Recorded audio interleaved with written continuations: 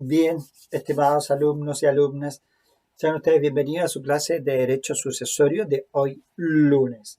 Hoy lunes 19 de marzo, no, 19 de abril. Bueno, dándoles la bienvenida a una semana en que efectivamente pareciera ser que es una semana altamente compleja. Los números, la pandemia, el debate Congreso Ejecutivo. Pareciera que todo está un poquito entrampado, pareciera que las cosas no fluyen, ¿cierto? Así que debemos buscar la manera, nosotros, aquí, en este pequeño resguardo educacional, de ver que las cosas vayan de la mejor manera. ¿Ah? No es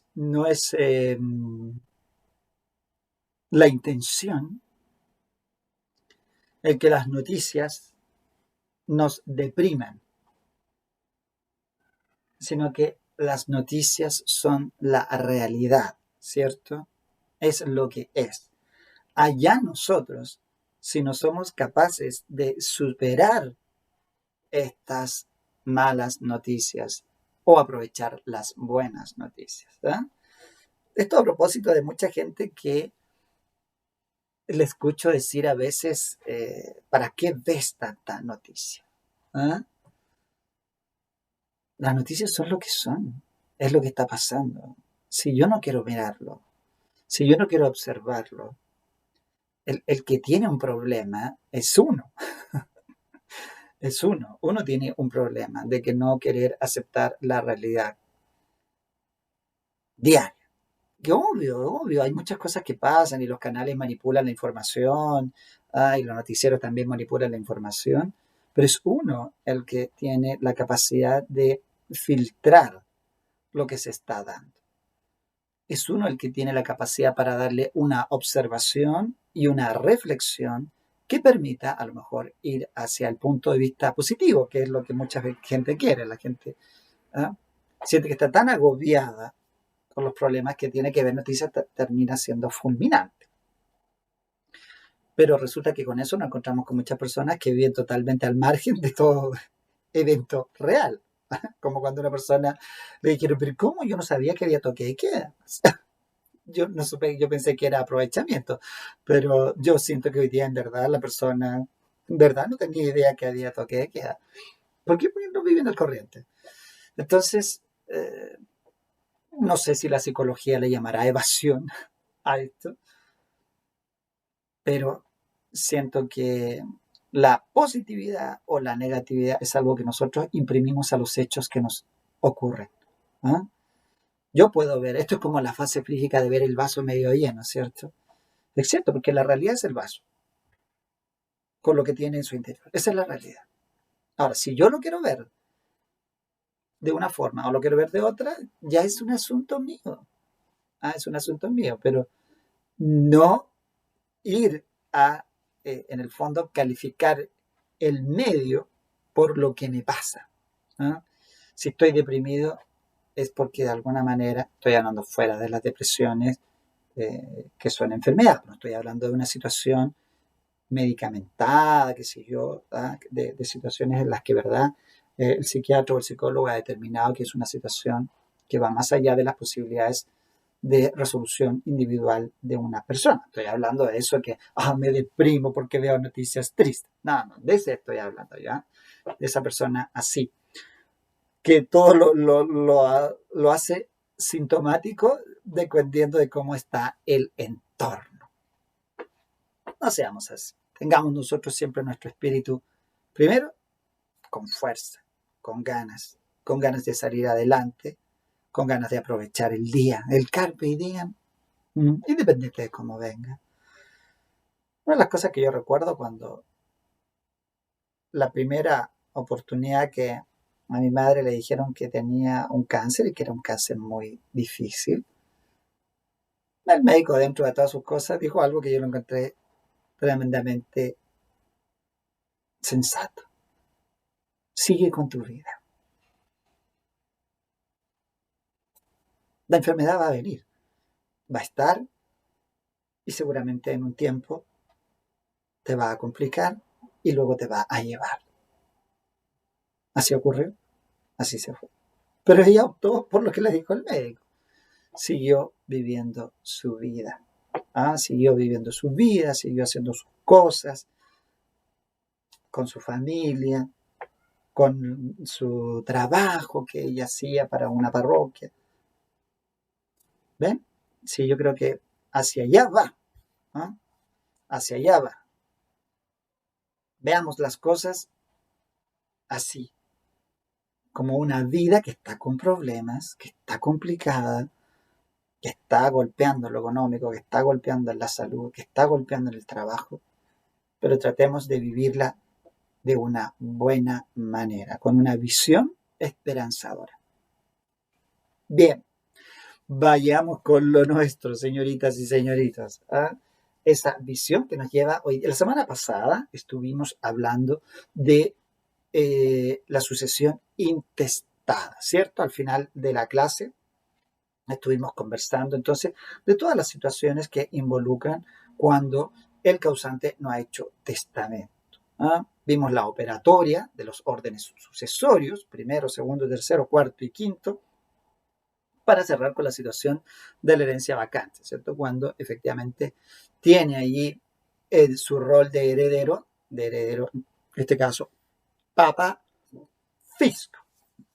Bueno, siempre Papa Fisco tiene que estar atento. De repente a veces uno siente que si el Estado fuera un poquito más diligente, a lo mejor se podrían aprovechar muchas circunstancias para evitar cargar más a la población en términos de contribuciones, en términos de impuestos, de preocuparse de hacer una administración más eficiente de, por ejemplo, los recursos que tienen que ver con las herencias, ¿no? Pero bueno, yo por eso pienso que en ese sentido no hay que asignarle tanta funcionalidad al Estado. Bueno, pero fuera de eso, pasamos entonces al otro extremo. Aquí el causante sí dejó testamento. Esto lo vamos a compartir seguramente más tarde en la clase sincrónica. Uno se enfrenta aquí a una realidad que es lapidaria y por esa razón tampoco uno podría esmerarse en el desarrollo de ciertos elementos del testamento. ¿Por qué? Porque obviamente la realidad de Chile es que no hay una gran cantidad de personas que testen. Lo hemos dicho ya en clase, en alguna oportunidad parece que compartimos la estadística, la vamos a compartir más tarde, que emite el registro civil, si mal no recuerdo, hasta el año 2017, 2018, por allí, donde, o sea, en el punto máximo, que es por ahí por el 2015 o 2016, no me recuerdo, el máximo fueron como 6.000 testamentos en un año. O sea, tomando en cuenta que ahora vamos a ver que la capacidad para testar comienza a los 12 años en la mujer y a los 14 años en los varones, podríamos decir que el universo de personas posibles de testar es en Chile, no sé, más de 12, más de 13 millones de personas y testan 6.000. O sea, eso es menos del 0.04 y algo por ciento. Entonces, es una realidad jurídica que no existe. Ahí tiene una realidad que no existe. ¿Ah? O sea, el grueso de la población opta simplemente porque la distribución de sus bienes la saca o la ley o la hace ella a través de la elusión, de la elusión sucesoria, como es lo que hemos conversado en otras clases, ¿cierto? Donde en vez de dejarle la casa a la hija, mejor le hacen una venta con un usufructo, o en vez de repartir los bienes entre los hijos, mejor pasemos todos los bienes a una sociedad, o celebremos un acuerdo de unión civil, en fin, busquemos mecanismos que busquen eludir las normas sucesorias. Bueno, es ahí una realidad tremendamente concreta. Pero el testamento o la sucesión testada nos lleva en primer lugar, uno podría decir, por el acto jurídico, ¿cierto? El acto jurídico testamentario, que tiene una definición obviamente allí en el artículo 999, que es un clásico, algunos es una definición, si uno la analiza, muy descriptiva, ¿cierto? Muy descriptiva porque permite ir desde el mismo artículo, ir aprendiendo las características o desprendiendo las características, porque dice que Es un acto más o menos solemne por el cual una persona dispone, dispone, ¿para cuándo? De sus bienes patrimonial. ¿Para cuándo? Para después de sus días, conservando mientras viva, ¿qué? La facultad de revocar. Básicamente, ahí hay una idea testamentaria. Para mí la más importante podría ser la de la solemnidad, porque es un acto muy ritual, y tanto es así que la imperfección en la solemnidad, como suele ocurrir con los actos solemnes, termina en la nulidad del acto, ¿no? ¿Por qué? Porque efectivamente, como los efectos del testamento se van a producir una vez que el causante ha fallecido, que su testador ha fallecido, no tenemos maneras de ir a una prueba directa de cuál fue la real voluntad. Por eso, en las normas de interpretación del testamento, en las normas de solemnidad del testamento, en el carácter jurídico unilateral personalísimo del testamento, es donde más se aprecia la voluntad del legislador que no se vaya a escapar ninguno de los ritos. ¿Por qué? Porque de lo contrario, simplemente va a terminar anulando el testamento. ¿Mm? Siempre se dice por ahí como aforismo propiamente jurídico, el acto solemne se prueba por sí mismo. ¿Qué quiere decir esa frase? Que la sola existencia de las solemnidades dan cuenta de que el acto existió. Por lo tanto, la infracción de una solemnidad perfectamente pueden llevar a la conclusión contraria, que el acto nunca existió. ¿Ven? Ahora, esa distinción entre que es más o menos solemne, que fue una expresión que se asemeja mucho a un modismo que tenemos los chilenos, ¿cierto? ¿Cómo estás? Más o menos. Yo nunca lo digo. Por lo mismo, cuando a mí me preguntan, ¿cómo estás? Excelente. Sí, hay que vivir en la excelencia. Para los que me conocen siempre, hay que vivir en la excelencia. Porque si usted dice más o menos, bueno, más o menos va a vivir nomás. ¿Mm? Cuidado con las palabras. Por ahí están todos aquellos que postulan que si uno decreta, bueno, ahí está. Si yo decreto que más o menos me va a ir en la vida. ¿Cómo te va en la vida? A mí excelente. Bueno, entonces, ¿cómo me va? Excelente. ¿Hay días malos? Sí. ¿Hay días buenos? Sí. Así funciona. Así es la vida, le decía, ¿cómo se llama este muchacho? Anthony Hopkins. ¿Ah? Anthony Hopkins en una película, no me acuerdo cómo se llamaba, a Brad Pitt. El próximo lugar, algo así, The Next Place. No, no sé, pero tuvo otra traducción acá. ¿No? Bueno, el punto es efectivamente, cuando nosotros hablamos, ahora volviendo a lo nuestro, de un acto solemne, bueno, que se pruebe a sí mismo porque después ya no hay más.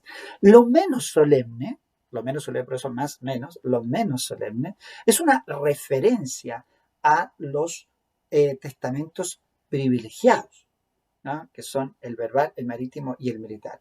¿Y por qué son menos solemnes? Porque dadas las circunstancias que rodean a estos testamentos, por ejemplo, la inminencia de la muerte, o la situación de guerra, o la situación de estar en alta mar, obviamente que complican el recurrir a toda la solemnidad, por las circunstancias que rodean el acto. Entonces, por eso es que el legislador privilegió estos testamentos bajo ciertas circunstancias que permite reducir el nivel de solemnidad. O sea, si los testamentos solemnes se celebran poco, o sea, eso seguramente nada. Yo todavía no he vivido, al menos que yo sepa, oficialmente declarado por el presidente de la República en un estado constitucional, no he escuchado nunca que he vivido en un estado de guerra. Entiendo que hubo alguna vez durante la Segunda Guerra Mundial parece que hubo una declaratoria de guerra. Al menos no sé si esa fue la última o no, o si fue con Argentina. Me declaro pecador porque no conozco esa situación. Pero bueno, aquí tenemos entonces esas características que dan. La otra que a mí me parece relevante también de hablar de los testamentos es el acto de disposición. ¿Eh? Es un acto de disposición de bienes. Pero el acto del testamento es un acto de última, no sé, de última razón de vida. El individuo dice, estoy al final de mis tiempos, no sé, a lo mejor no, y quiere que sea su última voluntad. Pero ese acto no solo contiene eso, por eso digo que a veces es una razón que tiene que ver con su vida. Ahí hay declaraciones, por ejemplo, la más emblemática entre nosotros, que reconozca un hijo. Puede haber declaraciones relativas a el origen de los bienes, como esta casa que fue de mis padres y que ha venido por generación y generación. Bueno, puede ahí declararlo. ¿Ah? Puede haber una declaración en cuanto a qué razón puede llevar a beneficiar a uno u otro de los asignatarios. Por ejemplo, si el testador quisiera que quedara especificado el por qué se benefició solo a uno de los asignatarios de cuarta de mejora, en circunstancias que podrían haber sido más. Bueno, la razón puede estar explicada ahí.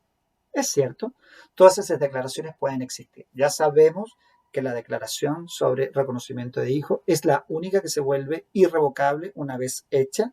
Las otras pueden perfectamente, no hay razón que impida revocarlas. Declaraciones. Pero en la parte de disposiciones, claramente estamos hablando de los bienes. Es la forma en que el causante desea distribuir sus bienes. Ahora, por esa razón, es que, y lo discutimos clases anteriores, es que no puede estimarse como el 980 cuando dice cuándo va a operar la sucesión intestada, señalar el caso del testamento en que no hubiere disposición de bienes, porque ese no es un testamento. Si no hay disposición de bienes, tomando literalmente a la definición del artículo 999, no es testamento, porque el testamento implica que tiene que tener disposición de bienes. Puede tener declaraciones, pero no puede dejar de tener disposiciones, porque si no tiene disposiciones no calza con la definición. ¿De? Bueno, una precisión de orden conceptual, podríamos decir, en ese caso. ¿Ya? Bueno, ahora, cuando uno habla del testamento entre nosotros, ya sabemos que es un testamento solemne. Pero entonces hay que ver cuáles son los requisitos que al menos nuestro sistema establece para los testamentos. ¿Ah? Entonces, se suele decir que entre los requisitos están los requisitos relativos. Vamos a partir por los internos del testamento, por los requisitos externos del testamento y los requisitos relativos a las disposiciones testamentarias. ¿Ah? En el fondo, se fijan, ahí se va apreciando la ritualidad. Sin embargo, lo que no deben de olvidar es que en el fondo el testamento es siempre un acto jurídico. Entonces, por lo tanto, hay que dar cuenta de que existió una voluntad, de que esa voluntad estaba destinada a un objeto, que ese objeto tenía que tener, obviamente, licitud en las disposiciones, ¿ah? Y la causa a lo mejor también podrá quedar expresada en esos actos, pero mayoritariamente también están las solemnidades. Ahora, ¿de cuáles se hace cargo el legislador de manera más específica? ¿Ah? Cuando habla de los requisitos internos, en primer lugar, se refiere a la capacidad. Y aquí, por eso le decía yo recién, que la capacidad para testar que comienza al ser un menor adulto, mayor de 12 y mayor de 14, con eso en el fondo está diciendo que cualquiera puede testar. Se suele fundamentar en este punto que el legislador rebaja la capacidad porque la disposición de bienes va a tener efecto después de la muerte del causante. De alguna manera uno podría criticar estas normas porque parecen como muy relajadas, sobre todo teniendo aquí en cuenta lo que ha dicho el mundo de la psicología, que la adolescencia cada vez se extiende más. Por allá, por los 24 o 26 años, viene recién terminando la adolescencia. Entonces uno podría preguntarse, siguiendo ese estudio, ¿cuándo termina la infancia? Al salir del colegio recién. Podría ser, a los que están aquí, a lo mejor que son todavía muy pequeños, tienen 18, 19 años, a lo mejor en verdad todavía son más pequeños de lo que uno piensa. ¿Será que cuando uno se pone viejo, ve joven a todo el mundo? Yo creo que en esa etapa estoy yo. Todos son menores que yo. Bueno, es que a mis 100 años, en verdad es difícil encontrar más gente joven, ¿cierto? Que yo me vea joven es otra cosa. Bueno, pero analicemos un poquito estas normas que tienen que ver con la capacidad del individuo. Acá está. Fíjense que dice, no son hábiles para testar. ¿Ah? Aquí lo que nos importa es la parte final, porque cuando uno dice no son hábiles significa que es una norma que es de interpretación estricta, ¿cierto? Son estos y no hay más. Y eso coincide con lo que dice la parte final. Las personas no comprendidas en esta enumeración son hábiles. O sea, la regla general para precisamente testar es que todas las personas son hábiles para testar, excepto los que la ley declara inhábiles, que para este efecto son los denominados incapaces. ¿Ya? ¿Y quiénes serían? Entonces, por ejemplo, el impuber. El impuber, que es un incapaz dentro del sistema patrimonial, está claro que en este caso no puede testar el menor de 12, la menor de 12 y el menor de 14. También el que se hallare en interdicción por causa de demencia. En este caso, la interdicción es específica. Alguien podría decir, y entonces el interdicto por disipación sería hábil. ¿Por qué? Porque la interdicción en ese caso no es por demencia, sino que es por disipación. Ahora, tomamos la norma siguiente, el 4, cuando dice, el que actualmente no estuviera en su sano juicio por ebriedad u otra causa. Ahí podría ser un poquito más fregado, porque el sano juicio es un concepto que el tribunal debe recibir a prueba. ¿Ah? Estaba en su sano juicio el causante y serán las partes litigantes las que se encargan de darle contenido a ese sano juicio. Y dirán, oiga, pero si esta persona estaba en su sano juicio, ahora usted la veía, era un poco extrovertida, era un poco loquillo, loquilla, ¿ah? Pero eso no significa que no estuviera en su sano juicio. Bueno, el juez va a decir, pero pruébelo si en definitiva es o no es así, si estaba en su sano juicio. Y entonces ahí el juez tomará el concepto del sano juicio jurisprudencial, técnico, doctrinario, y dirá quién es la persona que estaba en su sano juicio, aquella persona que está en su razón, aquella persona que es capaz de comprender los hechos que realiza, de tomar decisiones acertadas en conformidad a un contexto social, cultural, familiar en el que se desenvuelve. En fin, ¿ah? Es un tema como el concepto de estos varios que hay en el código, entre ellos, por ejemplo, la culpa, ¿ah? Que tanto a veces cuesta definirla, la buena fe, objetiva, subjetiva. Son todos conceptos que generan, obviamente, la necesidad de que el juez parta de una base, tome ese concepto de donde sea que lo va a tomar y luego lo aplique a la prueba que se ha rendido en el juicio. Pero dice, el que no se hallara en su sano juicio por ebriedad. Bueno, la ebriedad claramente produce una privación, puede llegar a producir una privación temporal de la razón, dependiendo del grado de alcohol que tenga el individuo en la sangre. Y digo mal el grado de alcohol porque son los gramos de alcohol, pero hablo de lo externo, ¿cierto? Pero la sangre, el individuo tiene gramos de alcohol por litro de sangre. No se utilizan, por supuesto, los parámetros que recoge la legislación del tránsito o la legislación penal al respecto. Aquí el juez va a ponderar si efectivamente cuando el testador hizo u otorgó testamento estaba o no estaba ebrio, y eso lo priva del sano juicio.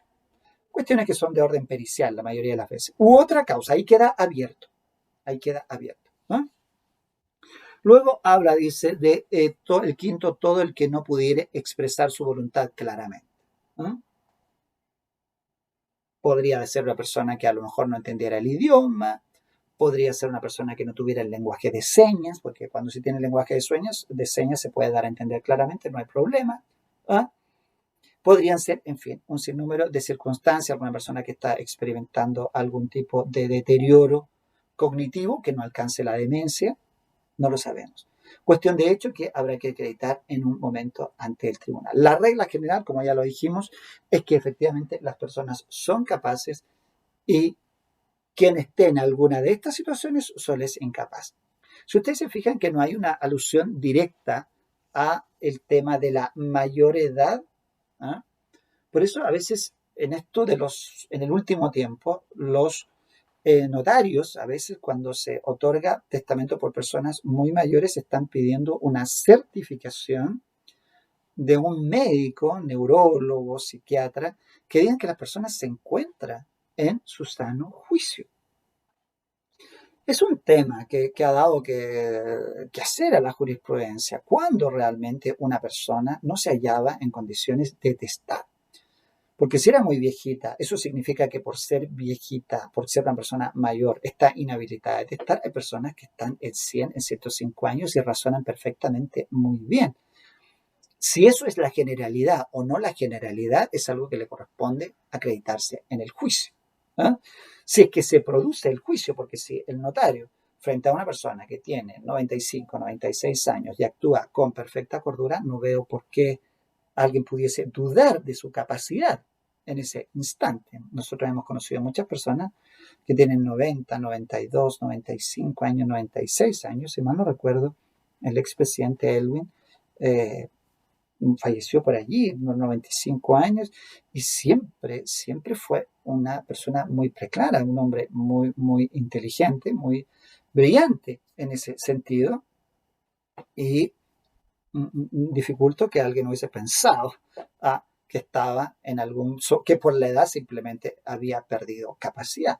Bueno, nosotros somos una sociedad que de alguna manera es muy prejuiciosa de partida, entendiendo que pareciera ser que los años de inmediato nos inhabilitan.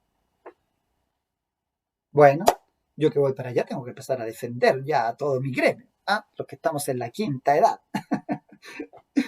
Bien. Bueno, será lo que tenga que ser y cuando llegue. Y si hay que retirarse, bueno, habrá que retirarse. Mientras tanto hay que disfrutar y como dice Walt Whitman, que no se te pase la vida sin vivirla. Carpe diem, aprovecha el día. Bien, entonces ahí tenemos a las personas que tienen que ver, que tienen o que tienen la capacidad para testar. El otro elemento, que también se fija, elementos propios del acto jurídico, así que aquí no estamos diciendo nada que tenga que ver con el otro mundo, es la voluntad. ¿Qué significa esto? La voluntad, por supuesto que en este caso tiene que estar exenta de vicios. Aquí el código es bien lapidario. En una norma, allí en el artículo 1007, inmediatamente dice, el testamento en que de cualquier modo hubiese obrado la fuerza es nulo en todas sus partes. Fíjense que inmediatamente el código entró en esta dinámica de anularlo partiendo por la fuerza, porque no hizo todo un desarrollo del error, porque no hizo todo un desarrollo ahí del dolo. Optó por la fuerza. Primero porque el error, la incidencia, la va a tener aquí, cuando empiece a hacer la disposición, porque ahí va a hacer referencia a personas y podría equivocarse en su nombre, podría hacer referencia a bienes y podría equivocarse en esos bienes. Pero en el proceso, en el otorgamiento del testamento, la mayor aprehensión que tiene el legislador es que exista fuerza. Si la fuerza, en los términos que nosotros ya conocemos, ya sea fuerza física o fuerza moral, injusta, grave y determinante, ¿cierto? Se da en el caso del testamento, el testamento queda nulo. Como es nulo en todas sus partes, ha suscitado por allí que algunos creyeran que el tipo de nulidad era una nulidad absoluta. Pero cuando uno estudia la nulidad allá en primer año, dice que hay dos clasificaciones de la nulidad. Una se refiere a si es en la extensión, nulidad total o nulidad parcial. Por eso dice es nulo en todas sus partes. Se está refiriendo a ese tipo de distinción. En este caso, por ejemplo, el error es un típico elemento comparativo. Si se equivoca en una disposición, solo esa disposición queda viciada. ¿Ven? Entonces es una nulidad parcial. Pero si es la fuerza, basta que la fuerza haya operado en algún momento en el testamento para que todo el testamento quede nulo. A lo mejor la fuerza era para favorecer solo a uno de los asignatarios. No importa. No favoreció a nadie más, pero solo favoreció, no importa.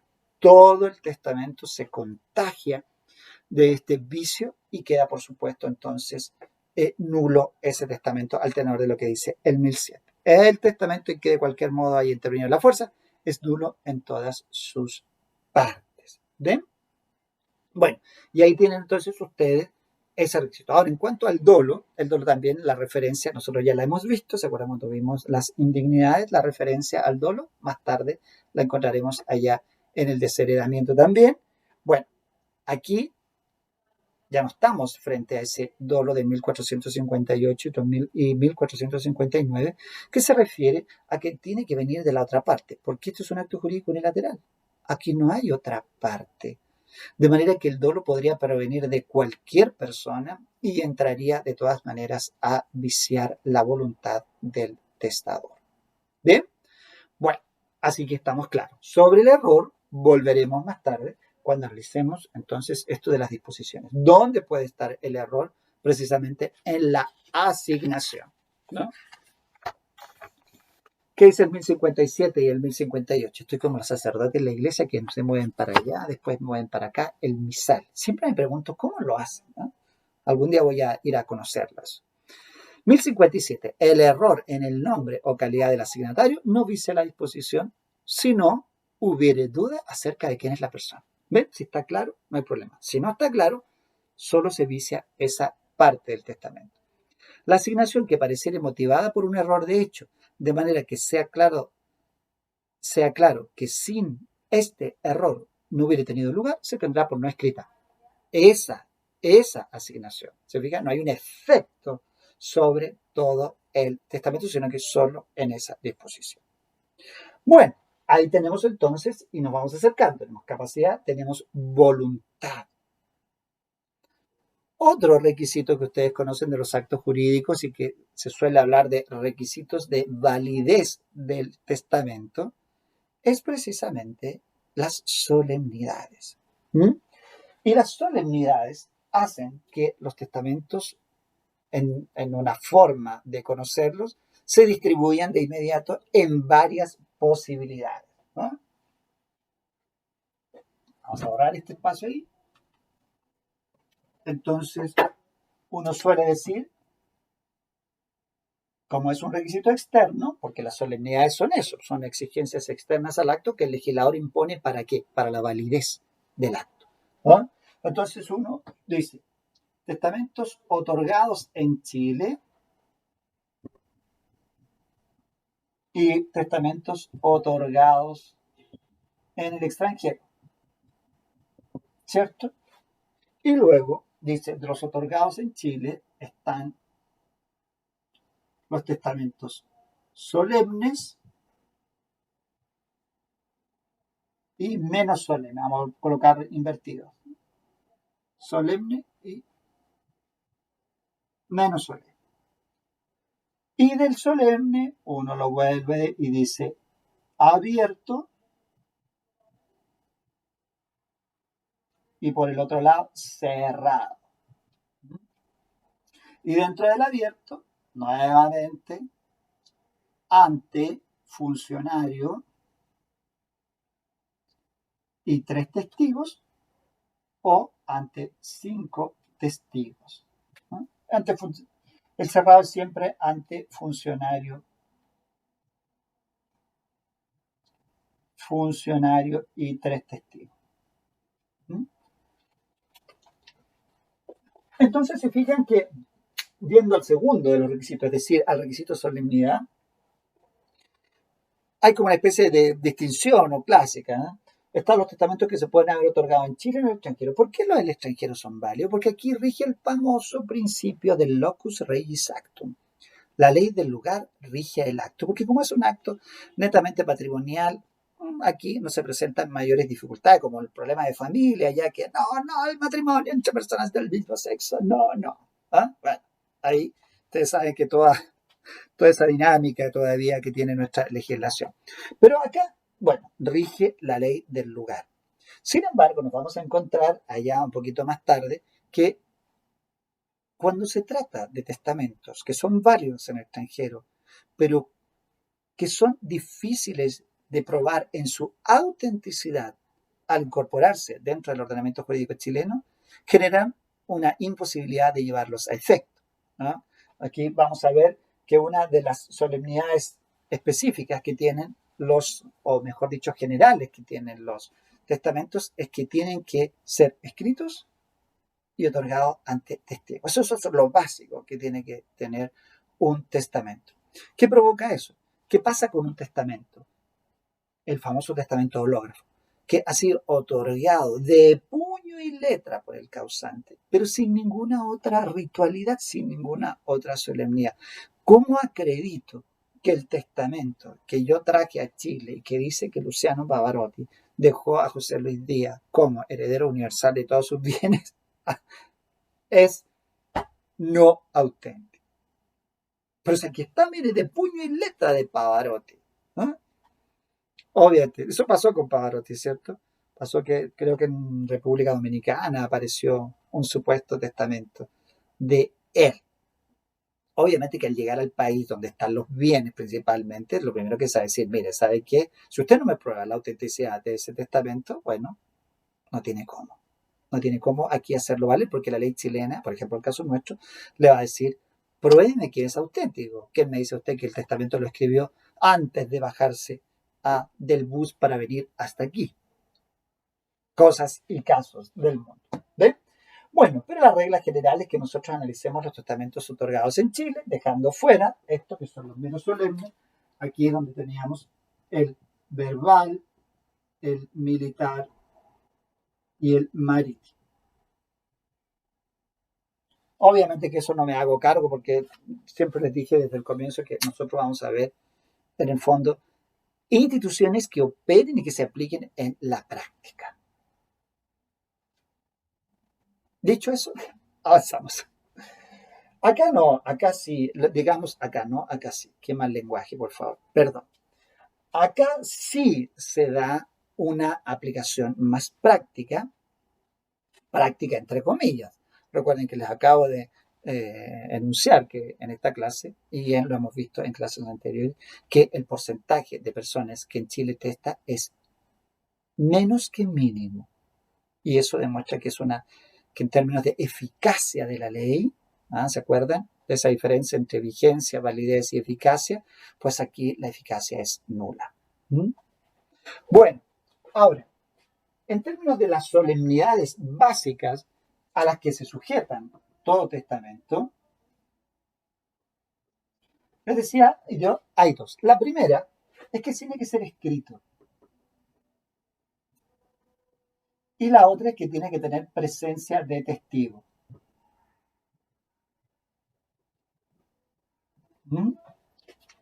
Esas son como las condiciones o requisitos comunes que tendrían los testamentos.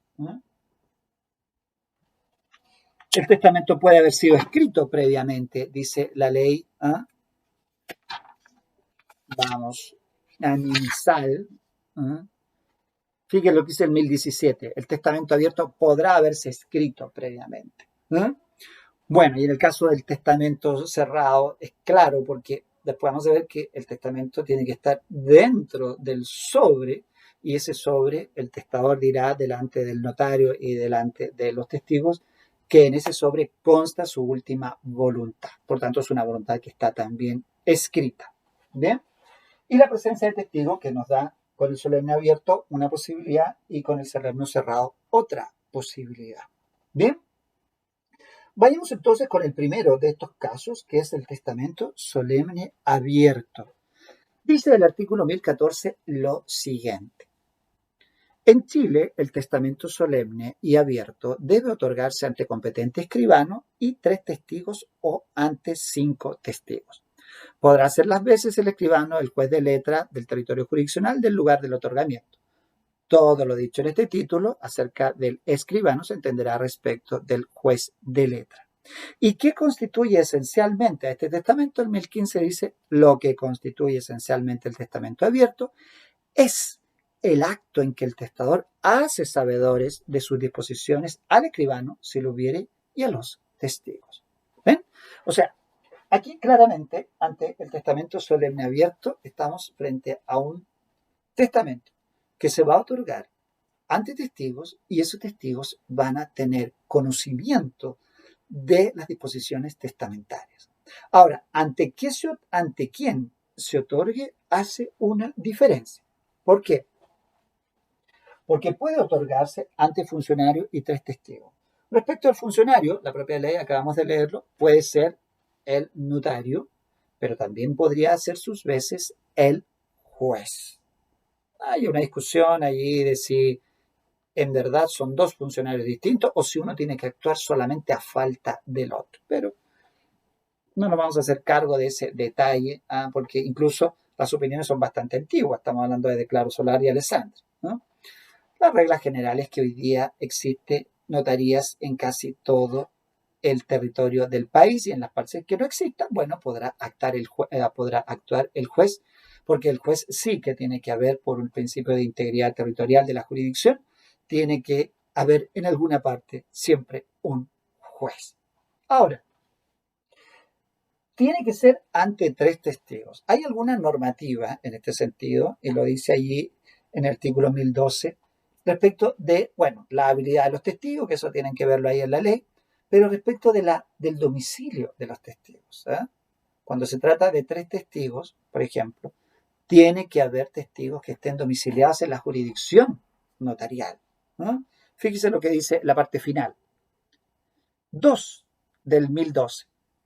Dos, a lo menos de los testigos deberán estar domiciliados en la comuna o agrupación de comunas en que se otorgue el testamento, y uno a lo menos deberá saber leer y escribir cuando solo concurran tres testigos y dos cuando concurran cinco. Me imagino que en un Chile que se jacta de tener, digamos, buena educación, habrá aumentado el grado de alfabetización. Seguramente, a lo mejor en localidades más lejanas de los centros urbanos todavía quedan ciertos grados de personas que no tienen conocimiento de lectura o no saben leer y escribir, entonces en ese caso no se podrá. Siempre especulando que hubiera una posibilidad de testamento, ¿no? Porque si a lo mejor sacamos la cuenta de esos 6.000 testamentos que se otorgan en Chile, capaz que nos encontremos con que esos testamentos son otorgados en 3 o 4 ciudades del país. A ese nivel de ineficacia de las normas del derecho sucesorio. Bueno, entonces tenemos esa posibilidad. Ahora, ¿qué pasa cuando el testamento se otorga ante 5 testigos? Cuando el testamento es ante 5 testigos significa que no hay funcionario presente. Entonces pudiese ser un poco más susceptible a la veracidad del testamento. Yo en el primer testamento que me tocó publicar, otorgado ante 5 testigos, una funcionaria del tribunal me dijo de inmediato, este testamento es más falso, me dijo. Yo me quedé impresionado, imagínense abogado pollito nuevo allí, que un funcionario le diga no, que era la secretaria del tribunal. Me dijo, no, que esto es más falso. Y yo vengo así todo santo y bueno. Bueno, yo cumplí con mi función. A mí el cliente me dijo, este es el testamento, era una viuda, este es mi marido, falleció, dejó un testamento, acá están los testigos, son 5 testigos ante los cuales se otorgó el testamento. Pues en este caso, el artículo 1020 señala que este testamento debe ser sometido a un procedimiento de publicación. Que yo ignorantemente, por no haber estudiado mis normas de derecho sucesorio en su oportunidad, pensé que había que publicarlo. Miren el grado de brutalidad humana que tenía yo en mis inicios. Bueno, yo transmito mis faltas para que ustedes no las cometan. Así son los padres. Le dicen a uno, no te equivoques, no te equivoques. ¿Y qué hace uno? Lo primero que hace es equivocarse. Bueno, yo trato de decirles allí, no se equivoquen. Este es un trámite que tiene de jurisdicción voluntaria. Se debe presentar el testamento ante el tribunal va a ordenar una audiencia en la cual deberán comparecer los testigos a reconocer sus firmas y la del testador. En esa audiencia, una vez que se lee el testamento, efectivamente los testigos reconocen cada uno de sus firmas, luego el juez rubrica, es decir, el juez también lo firma y ordena que este testamento sea protocolizado en una notaría de la jurisdicción. ¿Ven? Entonces sube el nivel de ritualismo en el testamento ante 5 testigos. Por esa razón, lo mejor será que cada vez que a ustedes les toque un cliente, recomendar, por supuesto, un testamento abierto ante funcionario. En ese caso, el funcionario va a leer el testamento en un solo acto, en presencia de los testigos, en presencia del causante, y luego termina este acto, como dicen, fíjense en lo que dice el testamento en el 1017, dice, el testamento abierto podrá haberse escrito previamente, pero sea que el testador lo tenga escrito o que se escriba en uno o más actos, será todo él leído en alta voz por el escribano si lo hubiere. O a falta de escribano por uno de los testigos designados por el testador a este efecto. Mientras el testamento se lee, estará el testador a la vista y las personas cuya presencia es necesaria oirán todo el tenor de sus disposiciones. Cuando el notario se comporta de acuerdo a la reglamentación, él cita al causante, a los testigos, se reúnen en el despacho del notario, el notario lee en un solo acto en presencia de los testigos y así se da por otorgado. Si usted, el notario le dice, o llega el funcionario de la notaría, no el notario, pero el funcionario le dice, ya firmen aquí los testigos, firmen acá el causante porque ya está lista la minuta y todo. Eso es absolutamente nulo. Es absolutamente nulo. Así que tengan cuidado porque son esos detalles, así como los detalles nos reflejan, bueno, a cada persona, reflejan la calidad de la notaría. A mí esto me pasó en algún minuto, una cliente me dijo, mira, yo quiero anular este testamento, y fue con una vecina. Bueno, la vecina dijo, no, si yo me acuerdo si yo estuve en el testamento. Así le digo, ¿cómo fue? Me dice, bueno, llegamos a la notaría y en el mesón nos hicieron firmar y después nos fuimos y eso fue todo.